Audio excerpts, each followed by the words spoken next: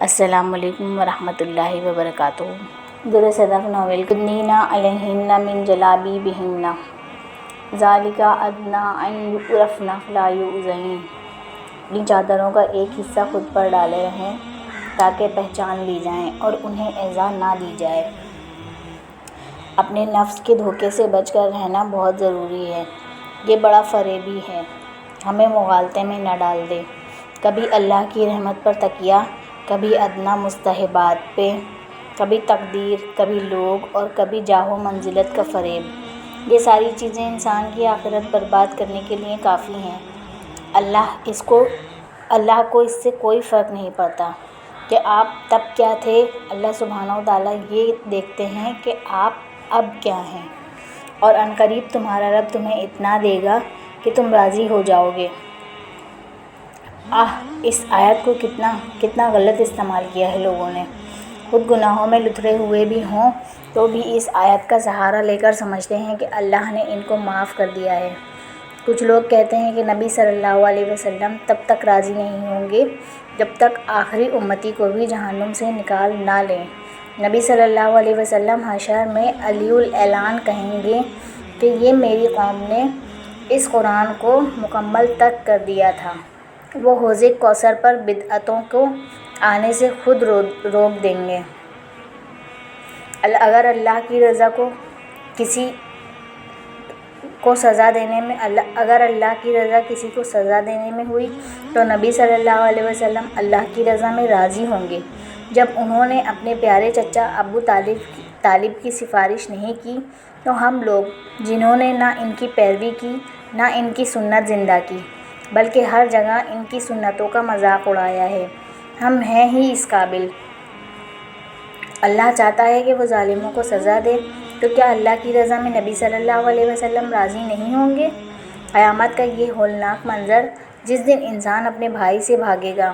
Imagine کریں کہ آپ شدید پریشانی میں اپنے بھائی کے پاس جائیں اور وہ آپ کی بات سنے بغیر ہی بھاگ جائے، اور اپنی ماں اور اپنے باپ سے، آپ کی ہر پریشانی میں آپ کی ڈھال بننے والے، اور اپنی بیوی جس کے لیے دنیا کی ہر چیز حاصل کی تھی، اور اپنا بیٹا جس کے پیروں میں دنیا رکھنے کے لیے زمین آسمان ایک کر دیے تھے۔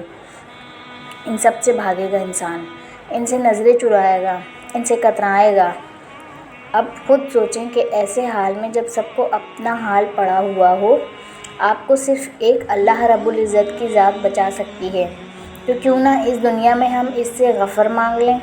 غفر ہوتا ہے ڈھانپ لینا، یا اللہ غفرانک، تیری بخشش، ڈھانپ لے ہمارے گناہ، اور ایسے ڈھانپ کہ کسی کو نظر نہ آئے۔ جب آپ کو وقت بوقت ریپینٹ کرنے کی عادت پڑ جاتی ہے نا، تو اللہ بکثرت یاد آنے لگتا ہے، پھر اس کی یاد آپ کو ہر ایک چھوٹی سے چھوٹی خیانت سے روک لیتی ہے۔ صرف ایک استغفار سے آپ کی زندگی تیر کی طرح سیدھی ہو سکتی ہے۔ استغفار ایک دن کا عمل نہیں ہے، اس پر دوام ضروری ہے۔ محض ایک عرفے کے دن کا روزہ یا فرض نماز کے بعد آیت الکرسی پڑھنا ضروری نہیں۔ جس گناہ سے توبہ کی، جس سے بخشش مانگی، اس کو ختم کرنے کی بھرپور کوشش بھی ضروری ہے۔ رہا سوال اللہ کے ساتھ حسن ظن کا، تو وہ اسی صورت میں ہوگا کہ اگر بندہ پرہیزگاری اور احسان کا عادی ہو، اگر دنیا کا کوئی امتحان اٹیمپٹ ہی نہ کیا ہو، خالی چھوڑ کر آ گئے ہوں، تو کبھی گمان رکھا ہے آپ نے کہ پاس ہو جائیں گے؟ بس سمیعنا واطعنا کہنے والے بن جائیں۔ یہاں اللہ نے حکم دیا، یہاں آپ نے سر جھکا دیا۔ جتنا سوچیں گے اتنا عمل بھاری ہوتا جائے گا۔ پہلے حکم پر سر جھکائیں گے تو اللہ سبحانہ و تعالیٰ دل کھول دیں گے، سینہ وسیع کر دیں گے۔ اگر ابھی حکم آیا ہے کہ کچھ چھوڑ دیں تو چھوڑ دیں، یہیں بیٹھے بیٹھے چھوڑ دیں۔ آپ یقین کریں، آپ جتنا جلدی عمل شروع کریں گے، اس میں اتنی ہی استقامت اور وسعت دل ملے گی، اور جیسے جیسے دیر کریں گے اور کہیں گے کہ اچھا آج پہن لوں عبایا کہ کل پہنوں، تو اتنا ہی دل بھاری ہوتا جائے گا، اور اتنا ہی آپ کے لیے مشکلات بڑھتی جائیں گی۔ السلام علیکم ورحمۃ اللہ وبرکاتہ۔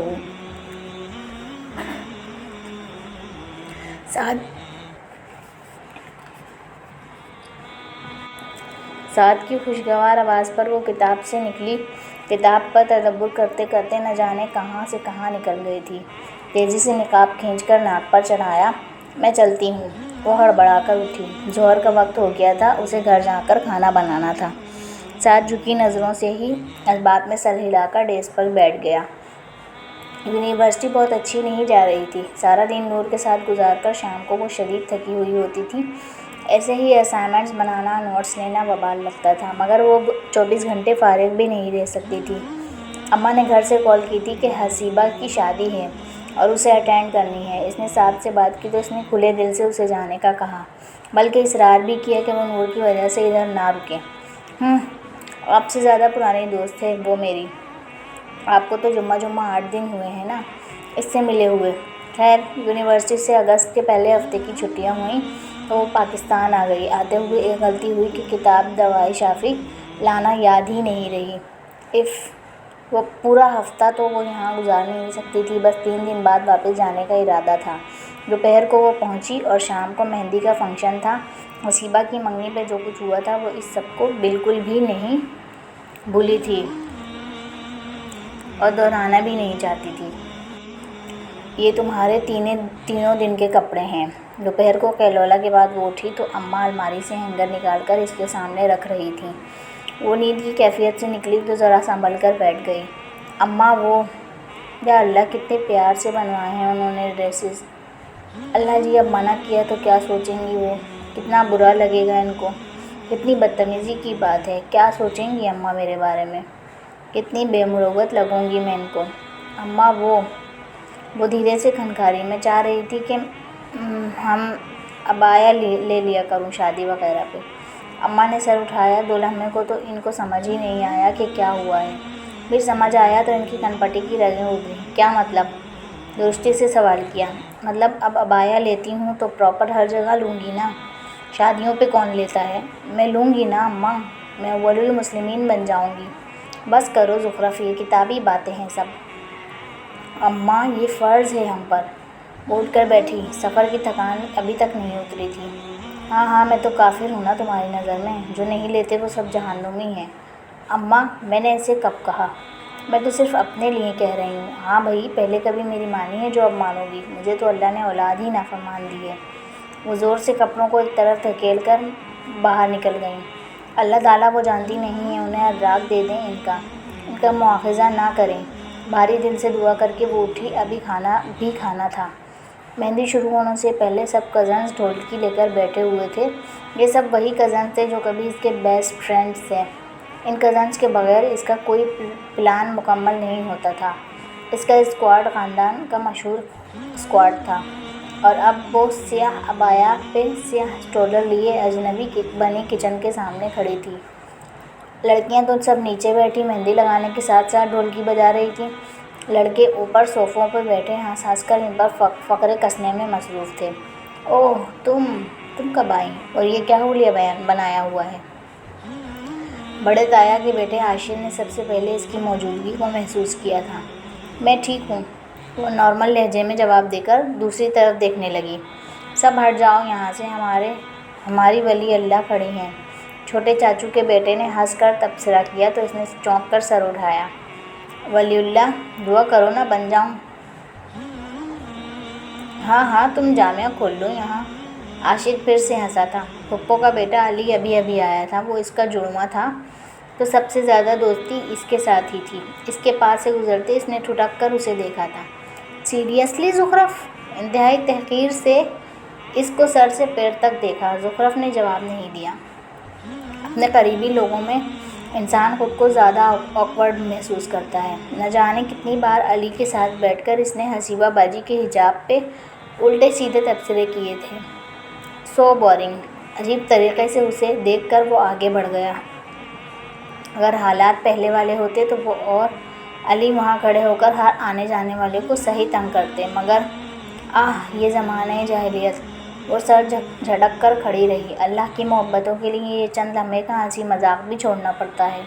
جن کزن کے ساتھ ہم بچپن سے ہوں، ہنسی مذاق کا ماحول ہو، وہاں اچانک سے کیسے پردہ کریں؟ خود سے پوچھیں کہ آپ اللہ سے کتنی محبت کرتی ہیں؟